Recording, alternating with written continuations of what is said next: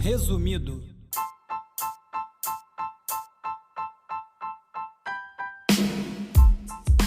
Olá, meu nome é Bruno Natal e esse é o Resumido.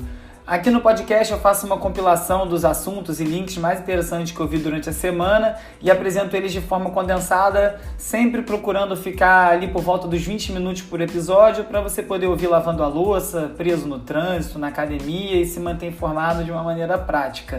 Eu também recebo convidados para debater alguns temas. Na semana passada estiveram aqui o Felipe Neto, o Alê Santos e o André Forastieri para responder a pergunta: o brasileiro é babaca? O programa rendeu a beça, tá aí nos arquivos, se você não escutou, recomendo. E nessa semana o tema é de novo uma pergunta: quanto custa a internet? É uma pergunta bem ampla, mais ampla do que ela parece ser a princípio. Então é isso, vamos lá, resumido. Há nem tanto tempo atrás, a internet era tudo de graça. Começou com esse espírito, de ser um campo de trocas e conexão de pessoas, e aos poucos isso foi mudando. Começaram a aparecer serviços, começaram a te trazer algumas facilidades, e em troca dessa facilidade, melhora dessas facilidades, começou a cobrar mensalidade, e isso deu uma mudança em como a internet funciona e está equilibrada hoje em dia. Então, alguns dias atrás, o Netflix anunciou o aumento do valor da mensalidade, e chegou num valor que me fez repensar se valia a pena pagar.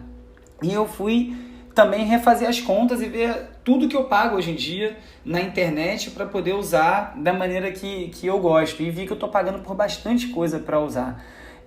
O primeiro serviço que eu paguei mensalidade foi o Gmail. Eu tenho o Gmail desde 2004 e ele começou a lotar com arquivo muito grande e tal, e eu vi que eu estava ali gastando um tempo jogando e-mail fora, pesquisando qual estava ocupando mais espaço.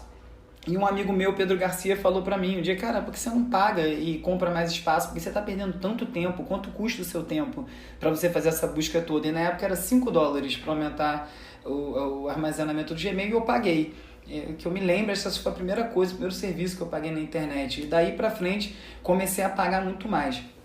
O que eu percebi fazendo essas contas esses dias é que se eu quiser ter um acesso irrestrito à internet, se eu quiser navegar por todos os sites que eu gosto sem paywall e assistir todos os serviços que eu gostaria, eu ia gastar muito dinheiro, Então começa a gente pagando a net para poder ter acesso à internet em casa, depois você paga o celular para poder ter internet na rua, aí você vai pagar no NetNow alguns filmes, paga o Google Drive, paga o Vimeo para botar seus trabalhos em qualidade para os clientes, paga o SoundCloud para poder divulgar o podcast, paga o Netflix, paga o HBO Go, o NetNow, o Premiere, o Esporte Interativo, paga o Spotify, Deezer, Apple Music e Tidal para poder ouvir todas as músicas e todos os lançamentos, paga o YouTube Music para poder ouvir no celular as coisas do YouTube sem ter que ficar com o aplicativo aberto, paga Dropbox, paga iCloud, paga OnePassword, paga Duolingo para estudar uma língua, aí paga New York Times, Washington Post, Globo, Folha, Estadão, Piauí, paga o Apple News, paga o Amazon Prime, contribui para a Wikipedia, contribui para o Guardian, e somando isso tudo eu cheguei num valor surreal de R$1.200, que é o que me custaria por mês para ter acesso a isso tudo. Logicamente eu não acesso, não assino essa quantidade de serviço, seria impossível para mim gastar esse dinheiro inteiro só com esse serviço, até porque eu pretendo não ficar tanto tempo assim colado na internet. E aí, olhando para esse valor, eu falei, cara, tem mais coisa além disso, Chegando nisso que eu falei agora do tempo que a gente fica online, qual é o custo da internet para a gente, além do financeiro? Qual é o custo mental, social, político, impacto nas nossas vidas que tem a internet hoje em dia? Para debater esse assunto, eu chamei o Alexandre Matias, que é o editor do Trabalho Sujo, curador de música do Centro Cultural São Paulo e do Centro da Terra, teve passagem como editor do Caderno de Cultura Digital do Estadão, o Link, foi diretor de redação da Galileu Revista, é um guru digital para mim, uma pessoa que eu conheço há muitos anos, a gente teve portal de blog junto, o Esquema, uma pessoa que eu sempre converso, sempre uma grande influência para mim, e também procurei o Bruno Torturra, que é o editor do Greg News. Ele também faz o canal Fluxo, faz vários lives no Instagram, tá com um projeto no Instagram que é pago, você contribui para ajudar com esses lives. Já fizemos lives junto durante a eleição para discutir política e tal, uma pessoa que tem um pensamento muito bacana, e convidei os dois para a gente conversar um pouco sobre esse tema. Então, Matias, como é essa ideia de que a internet é grátis e como esse conceito evoluiu para como ele está hoje, com os serviços pagos? Quando a gente fala em gratuidade online, a gente tende a pensar em conteúdo. E um dos motores da popularização da internet não foi o conteúdo gratuito, e sim serviços gratuitos. Acho que teve aí uma mudança, e isso é fácil perceber olhando em perspectiva, que antes os produtores de conteúdo eles também tinham como ganhar dinheiro de outras formas que não fossem a simples venda desse produto, né? Entendendo para quem eles estavam vendendo, os formatos, o que tipo de venda paralela ou venda casada poderia ser feita. Então, você pensar que, por exemplo, uma loja de discos poderia não só vender discos, mas também realizar eventos, podia vender livros, e o artista que vende um disco, ele pode fazer show, ele pode participar de palestra, ele pode dar entrevista. Então, você tinha uma série de outros serviços que eram oferecidos gratuitamente ou não pelo próprio produtor de conteúdo, era controlado por esse próprio produtor de conteúdo. À medida em que a internet começa a se popularizar, os produtores de conteúdo, para tentar atingir um público maior, dão esse conteúdo de graça, né? E aí eu estou falando de conteúdo, produto cultural, né? Incluindo aí, sei lá, notícias, né? Então dá para falar em disco, filme, texto, livro, enfim, esses conteúdos eram colocados de forma gratuita, em diferentes escalas, né, como uma forma de conseguir atrair o público para a internet e também fazer com que as pessoas pudessem consumir aquele artista num outro lugar que um dia daria dinheiro. E deu certo esse plano dos produtores de conteúdo? Eles conseguiram faturar em outras áreas? A mola mestra dessa gratuidade não a cultura, não são produtos culturais. Isso é mais a isca e a mola mestra são os próprios meios para chegar nesse tipo de conteúdo. Tanto redes sociais, quanto e-mail gratuito, web e-mail, streaming de vídeo e de áudio, plataformas de publicação de texto, enfim, uma série de mecanismos que foram oferecidos gratuitamente para o público. A partir do momento que todo mundo começa a dar conteúdo online e esse conteúdo começa a ser encontrado através de plataformas gratuitas, pelo público, que é também offline, né, você tem uma métrica de dados e uma quantificação de dados sobre o público, que é basicamente o que mantém Google e Facebook. Então parece que essa distribuição de conteúdo gratuito, em vez de fortalecer os criadores e os produtores de conteúdo, acabou financiando a ascensão dos provedores de serviço. Torturra, é isso? O que a gente paga é sobre isso, sobre a manipulação da arquitetura da informação e do serviço que se presta no ciberespaço, mas o produto em si que a gente está atrás, que é o vídeo, a música, o texto, alguma coisa, ele é visto como a água do ambiente. Ele não é a coisa é o serviço, a coisa é o acesso à internet. E por que você acha que as coisas desenrolaram assim? Onde é que foi parar o dinheiro que deveria ter ido para os criadores de conteúdo? Eu me lembro de uma conversa há muitos anos, quando eu fiz uma reportagem sobre o fim do Napster e a quantidade de jovens que nunca tinham comprado um disco. Naquela época nem tinha smartphone, e não era mais o Napster, acho que era o Audio Galaxy. E eu conversando com um cara que tinha assim gigabytes e gigabytes de música, com uns 15 anos de idade. E aí eu perguntei para ele, falei, mas pô, cara, você acha que é tudo bem você não pagar nada por isso? Aí ele falou, mas imagina, eu pago sim, eu pago caro, eu pago a internet. E aquilo fez muito sentido na minha cabeça, porque eu estava pensando com a cabeça do passado, que assim, você compra o disco. O cara estava entendendo que ele estava pagando uma puta grana e que na internet, que era muito cara, tudo seria grátis. Então pode-se dizer que, de certa forma, os provedores de serviços sequestraram a internet. O que era um espaço que era para reduzir atravessadores acabou sendo dominado por alguns poucos atravessadores. O que quebrou mesmo não foi o público que não queria mais pagar. É que a gente paga por outras coisas que não existiam antes. Pelo serviço de internet, por um telefone super caro, um pacote de dados caro, por uma assinatura específica de um serviço de streaming, pelo Netflix e tudo mais. Essas empresas, que acho que é muito difícil da gente pensar criticamente sobre elas, porque elas são, sobretudo, intangíveis, invisíveis, elas estão ocupando um espaço que antes era exclusivo de mídias, que é o do intermediador. A crise de intermediador, no fundo, não é bem uma crise, é que o profissional da informação hoje, ele é um programador. E para onde está indo esse dinheiro todo então, Matias? As pessoas começam a pagar por outras ferramentas e não por conteúdos, né? E aí você tem, por exemplo, o caso Netflix, eu acho que é um caso até meio à parte, porque ele tem uma coisa de ser uma ferramenta de encontrar conteúdo, mas ele também produz conteúdo. Mas se você for pensar, as principais ferramentas que as pessoas utilizam, elas não necessariamente estão pagando por um conteúdo final, e sim pela forma de chegar nesse conteúdo final. E é aí que está. As pessoas que estão ganhando dinheiro hoje não são as pessoas que produzem conteúdo, e sim as pessoas que redirecionam para determinados conteúdos. Essa mudança de paradigma aconteceu sem ninguém ver, não foi discutido? Como sucedeu, Torturra? Essa conversa a gente perdeu, porque ela existia, ela estava colocada de maneira mais politizada e mais crítica há 10, 15 anos atrás, quando o ciberespaço ainda era uma fronteira em que a gente olhava e falava: esse território não pode ser privatizado, esse território ele é público mesmo, ele precisa ser assumido pelas pessoas. E a programação era um tipo de consciência política nesse espaço. Com que ideologia, com que intenção você vai programar esse espaço?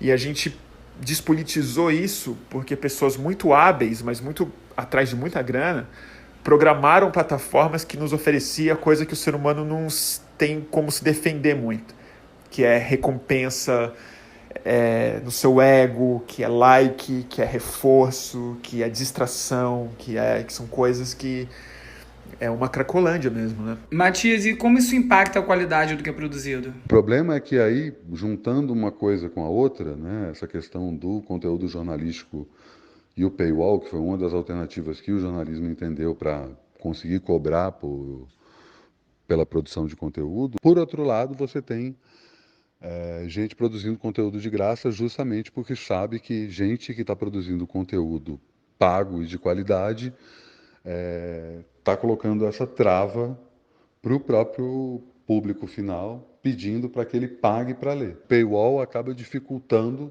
a relação de confiança com o leitor. Isso acaba se tornando um dilema, né, Torturra? No jornalismo, especificamente, é um baita de um nó cego aí, porque uma das funções sociais mais importantes do jornalismo, e sobretudo do jornalismo na internet, num ambiente de hiperinformação e de muita desinformação, uma das funções sociais mais importantes é o esclarecimento público do maior número possível de pessoas.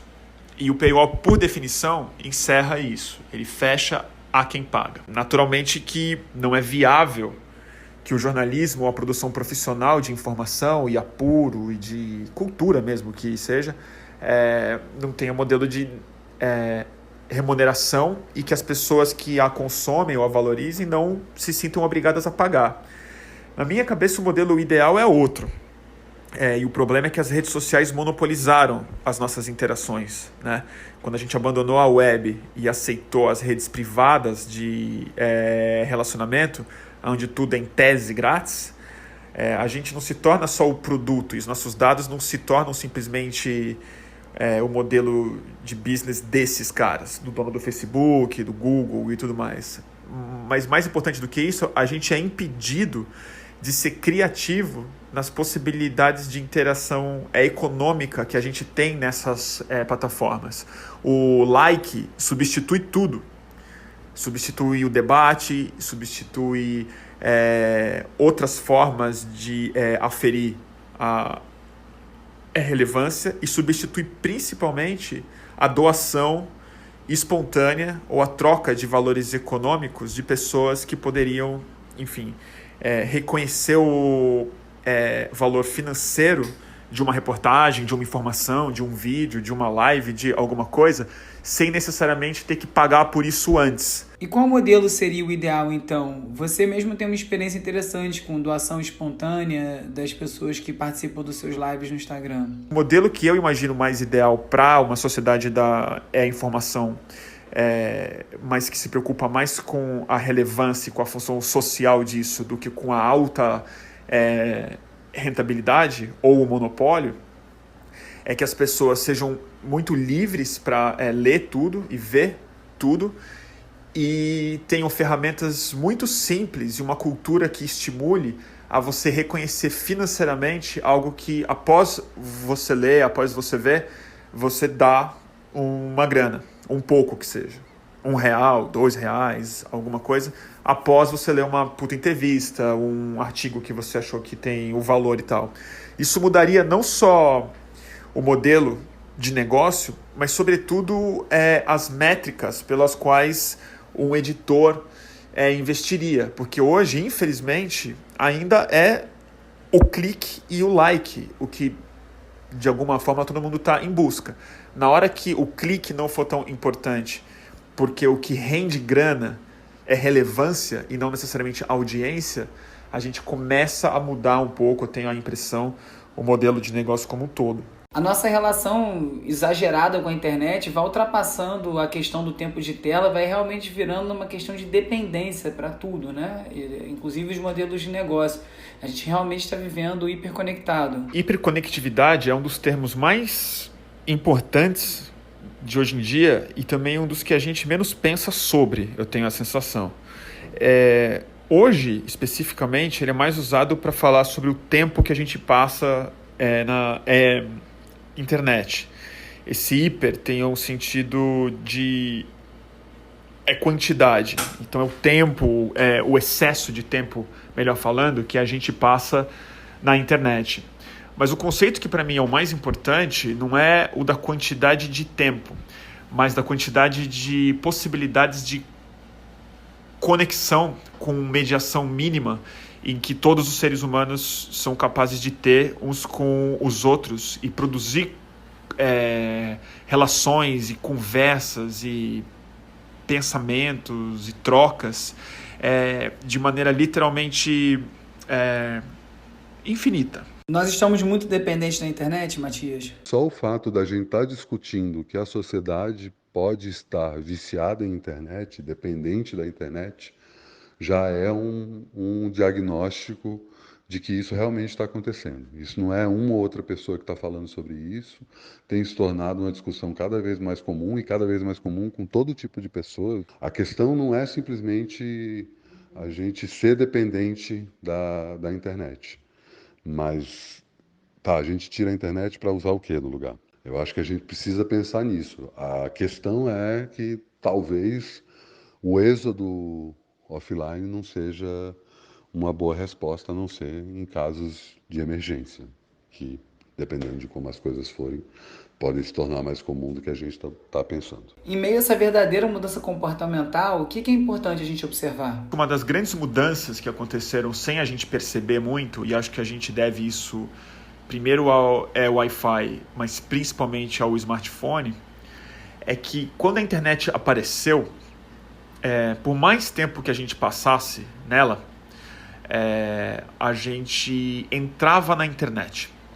Então você tinha que sentar na frente de um computador, de alguma máquina, e mesmo que você passasse 20 horas do seu dia lá, você tinha pelo menos você tinha que executar uma ação para entrar na internet.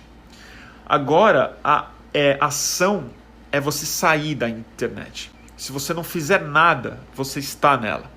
E acho que isso cria uma instância diferente na cabeça das pessoas e um campo de possibilidades e de ansiedades novas, e sobretudo no campo da expressão, que eu acho que talvez para mim é onde mais me perturba no fundo, que é um diálogo que os indivíduos estabelecem com eles mesmos na sua projeção no ciberespaço. Então isso eu acho que é uma das coisas que tem a ver com um novo tipo de narcisismo que está imanente na sociedade, do qual todo mundo é meio refém hoje. É uma nova instância na cabeça em que a gente vira veículo de si mesmo, editor de si mesmo, e se olhando no espelho o dia inteiro em relação a outros espelhos de outros indivíduos. Isso é uma das coisas. Outra que a gente já está sentindo de maneira muito clara é a quantidade de realidades muito paralelas que a gente consegue produzir exatamente pela capacidade de hiperconexão e a onipresença da gente nesse universo. O fim do mediador, o fim dos responsáveis profissionais e dos especialistas em comunicação social, a obsolescência dessa profissão como algo separado da sociedade como um todo, criou efeitos ainda muito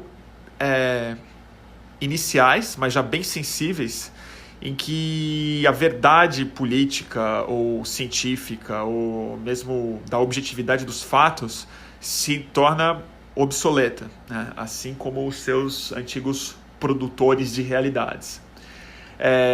E outra que eu me interesso muito são as novas formas de sofrimento psíquicos, mas eu não me sinto muito capacitado para falar disso, porque eu não sou psicólogo, mas acho que eu sinto dentro de mim. É como se a minha vida interna ou psíquica fosse completamente diferente, como se eu fosse uma outra pessoa, quase, de quem eu era antes de ter um smartphone apitando no meu bolso o dia inteiro. Começando a comentar os links da semana, vou iniciar pelos que são relacionados ao tema do resumido, quanto custa a internet. A Fast Company fez uma matéria interessante sobre uma plataforma chamada Escapex, que oferece para os usuários a capacidade de você criar o seu próprio app. Quem está usando essa plataforma são celebridades, influenciadores que não conseguem, mas já perceberam que não conseguem tirar o dinheiro de plataformas como Instagram e Facebook, né? Conseguem de forma indireta, vendendo posts, fazendo algumas ações, mas não conseguem monetizar a presença e os seguidores que tem ali na plataforma, porque obviamente quem monetiza isso é o próprio Facebook no caso. Sempre foi uma barreira você ter a sua plataforma proprietária, o aplicativo proprietário, porque é difícil você fazer o usuário baixar um app só para ver a sua vida, né? O seu trabalho como artista.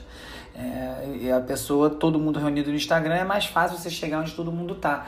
Só que como essa plataforma começa a agregar apps de várias celebridades e influenciadores, começa a virar um destino. Você vai lá, baixa o que você quer e o cara tem controle absoluto sobre o aplicativo dele. Já é uma mudança que vem desses problemas de monetização que a gente falou hoje no programa.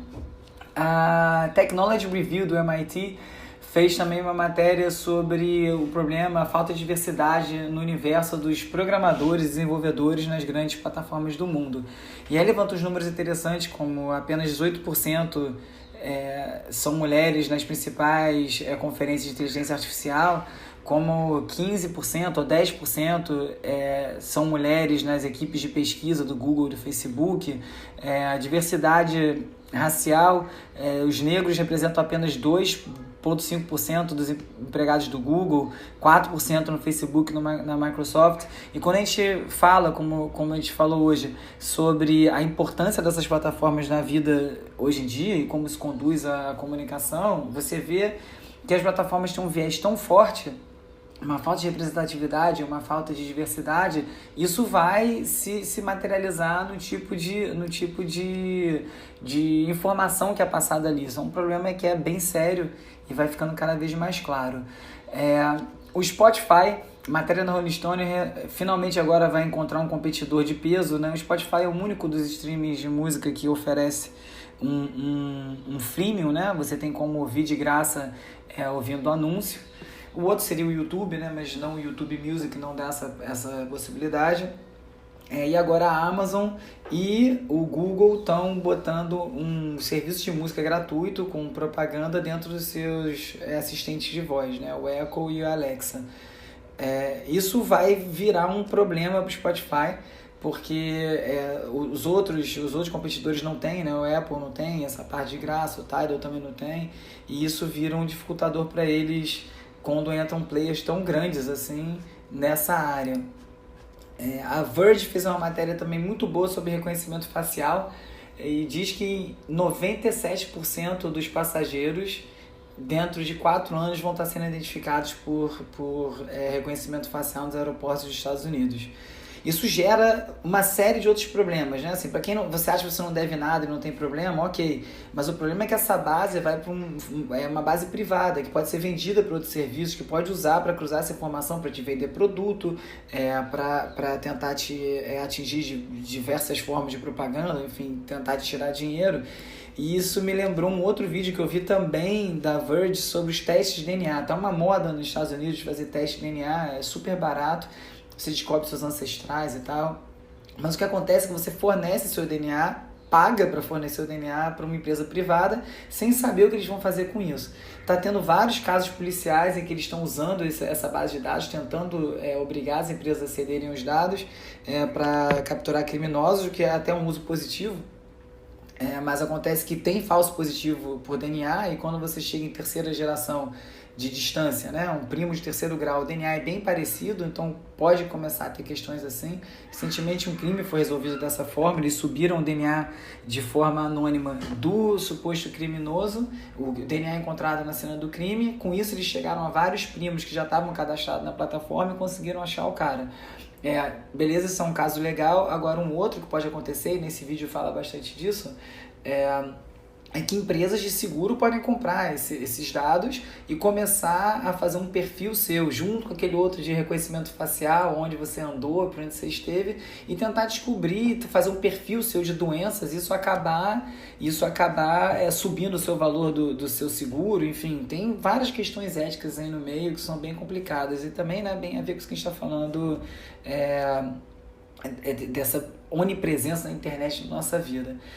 Outra matéria legal que eu vi foi na Cosmopolitan. Fui parar lá pelos indicados do Pocket, que é o que eu uso para salvar link. É um aplicativo bem legal, recomendo. E ele recomenda, às vezes, os artigos mais salvos por outros usuários.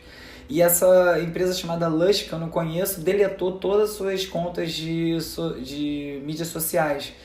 E a ideia deles é que eles não querem mais ficar lutando com o algoritmo e ter que pagar para aparecer no newsfeed. Então eles desistiram. Não vamos estar mais nisso, estamos indo embora.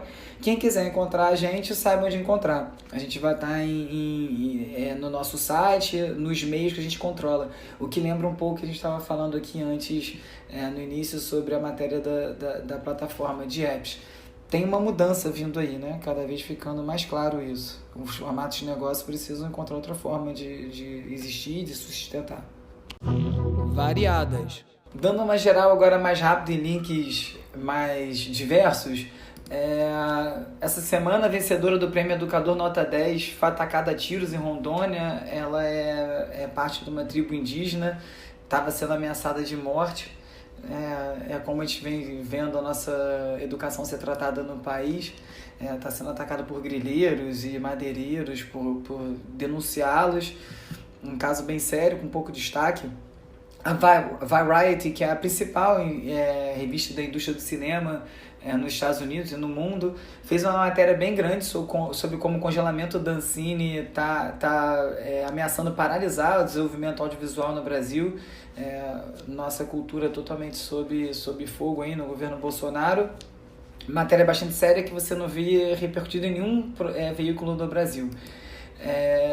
Alexandre Ocasio-Cortez, política de sensação dos Estados Unidos, ela dá um show na internet como se comunicar e tal. Ela está crescendo muito por saber ser uma persona muito interessante online. Um exemplo foi o vídeo que ela publicou essa semana sobre mudanças climáticas, um vídeo muito legal, muito bem feito, muito interessante de ver, e mostra como é preciso você estar alinhado, né? E como você pode fazer bom uso dessa linguagem, desses meios, para passar a sua mensagem. Infelizmente aqui no Brasil a gente vê o oposto: presidentes, seus asseclas e filhos fazendo o que fazem no Twitter. Passando aqui para o assunto maconha, começa a aparecer no Brasil essa discussão, vamos ver quanto, né? Eu outro dia fiz uma pesquisa que eu não sabia, eu fiquei curioso, eu queria saber qual era a droga que gerava mais dinheiro. Eu tinha a impressão que era a cocaína, e não é. A maconha vende cerca de 2 bilhões a mais movimenta 2 bilhões a mais por ano no Brasil. São 6 bilhões contra 4 bilhões da cocaína. Isso eu vi numa matéria de 2017, os números podem estar um pouco desatualizados. E aí, dentro desse assunto, o criador do Jelly Beans, aquela balinha colorida, que é famosa nos Estados Unidos, agora tá lançando uma de cannabis. E o Drauzio Varela, um grande médico aí, muito famoso no Brasil, resolveu atender pedidos sobre maconha, se faz mal ou não faz. Fez um vídeo no canal dele, tá com 250 mil views já. Esse vídeo entrou, tem 2 dias no ar. Legal ver essa discussão começando a aparecer aqui no país. Vi na Insider também uma outra matéria sobre o Brasil, muito legal, um vídeo divertido, bem feito, sobre como foi desenvolvido na Universidade do Ceará o uso de pele de tilápia como um tratamento alternativo para queimaduras, e funciona super bem, um negócio surpreendente, e uma invenção brasileira, né? E depois a gente tem que ouvir o presidente dizer que a nossa ciência não avança para nada. Cultura. O arquivo de imagens Getty Images fez uma campanha muito simples e muito direta para mostrar o valor do arquivo de imagens que eles têm. Criaram um projeto agora que eles vão contando e fazendo mini documentários com a narração em cima de fotos e de imagens em movimento que eles têm no arquivo, só com as imagens deles para contar uma história. É uma coisa que você teoricamente poderia fazer sozinho, entrar lá no Getty Images e fazer buscas relacionadas ao que você quer achar e montar um arquivo lá dentro. Muito legal, um uso de documentário muito bacana, uma peça que vende muito bem o produto, vale a pena ver. Eles fizeram uma plataforma para lançar isso. Eles fizeram sobre a luta do século, né? Que é a luta do Muhammad Ali. Eu não sei se eles vão fazer mais vídeos ou se foi só esse, não ficou claro isso para mim. Outro assunto que repercutiu bastante essa semana foi o pôster do Dead Kennedys. Dead Kennedys é uma banda seminal do punk rock, está vindo ao Brasil. E o pôster foi feito aqui no Brasil, lançado. O pôster é uma família de bozos, né, de blusa da seleção, e o cabelo do bozo de palhaço, cercado de tanque, uma ilustração super política. Todo mundo bateu palma. E aí a banda resolveu lançar um comunicado dizendo que não tinha conhecimento do pôster. É uma tristeza, um negócio legal. E se posicionou, e você vê a banda punk não sendo punk. Esses são os tempos que a gente está. Outra coisa foi a famosa fazenda do Lenny Kravitz no Brasil, que ele tá morando aí, montou um estúdio e tal, tinha esse papo. Ele fez um vídeo para Architectural Digest, que é uma das principais revistas de arquitetura do mundo, mostrando a fazenda inteira. É uma fazenda enorme, 12 milhões de reais, parece que é o que ele pagou. Trouxe piano, instrumentos, quadros do Warhol, 1000 coisas pro lugar. É divertido ver o vídeo, ele no Brasil, ele tendo uma vida de fazendeiro no interior do Rio. E outra coisa legal que eu vi na Bloomberg essa semana é a ascensão do pastel de nata com uma sobremesa global. Pastel de nata é típico de Lisboa, né? Tem lá o pastel de Belém, a loja talvez mais conhecida. Ele começou a exportar o pastel e adaptar sabores para os locais que ele estava exportando, e o negócio está pegando, e muito por conta de internet, de divulgação online, redes sociais, e está pegando, está conseguindo se colocar num lugar que é muito difícil, né? Virar um doce global. Legal ver Portugal, que está nesse momento tão bom, atraindo tanta atenção, tanta mentes criativas, muita gente lá virando esse hub na Europa, né, já há algum tempo. Legal ver coisas até como o pastel de Belém viajando o mundo.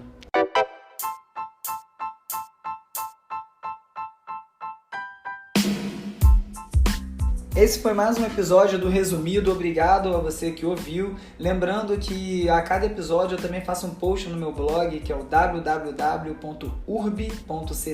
urbe é URBE, e eu faço um post com todos os links comentados para quem quiser se aprofundar nos assuntos. Quem quiser me encontrar, eu estou no Twitter, @urbe, estou no e-mail, falaurbe@gmail.com. Adoro quando vocês mandam dicas, mandam feedback, mandam opinião sobre o programa. Queria pedir para quem estiver gostando, mandar para os amigos, indicar, enviar o link, postar nas suas redes sociais. É bem difícil, né, criar um público nisso aqui. Surpreendentemente está andando mais rápido do que eu esperava. Está sendo muito divertido fazer, e semana que vem tem mais. É isso, resumido. Resumido.